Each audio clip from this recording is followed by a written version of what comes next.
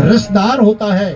हे मनुष्य, तेरे अंदर भी तेरे विचारों की, तेरे वचनों की, तेरे कर्मों की वो मिठास पैदा हो जाए। जैसे आज हम ऋषि दयानंद के जगह जगह नारे लगा रहे हैं, जगह जगह उनके फोटोओं को लगाकर हम ऋषि दयानंद के गुणानुवाद कर रहे हैं, हम राम और कृष्ण के गुणानुवाद कर रहे हैं, हम माता सीता, अनसुईया, रुक्मणी आदि उन देवियों के गुणानुवाद कर रहे हैं, क्योंकि उनके जीवन में उन्होंने रस को प्राप्त किया है, उस मधुरता को प्राप्त किया है। हे मनुष्य, तू भी ऐसे ही मधुरता को प्राप्त कर ले। और तीसरा गुण, जो खरबूजे को खाता है उसके शरीर में शक्ति आ जाती है।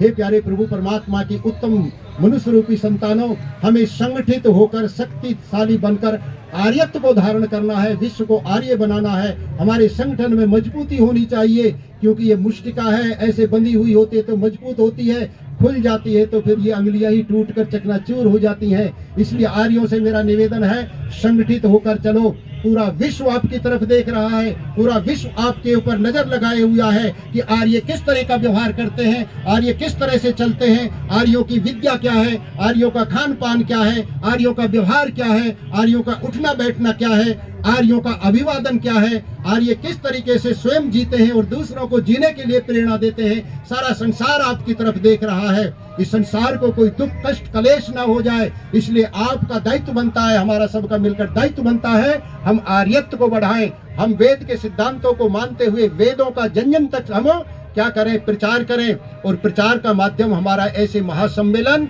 और हमारे गुरुकुल शिक्षा पद्धति है। हम जितने जितने गुरुकुल शिक्षा पद्धति के अनुसार अपने बच्चों को संस्कारवान बनाएंगे, विद्यावान बनाएंगे, उतना उतना संसार में हमारा यश फैलेगा। और यश के बाद में संसार जो है आर्यत्व की ओर आएगा। समय की कमी है, समय की अवधारणा है, समय का अतिक्रमण करना भी अच्छी बात नहीं है।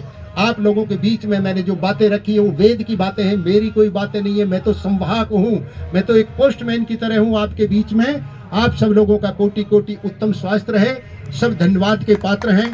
आए मिलकर ऐसे अंतर्राष्ट्रीय महासम्मेलन में आप हम सब लोग एक अपनी झोलियों को सद्गुणों से भरकर जाएं और संसार में भ्रातृत्व की भावना के साथ, हम सर्वहिताय सर्व सुखाय की भावना के साथ, विश्व बंधुत्व की भावना के साथ मिलकर चलें।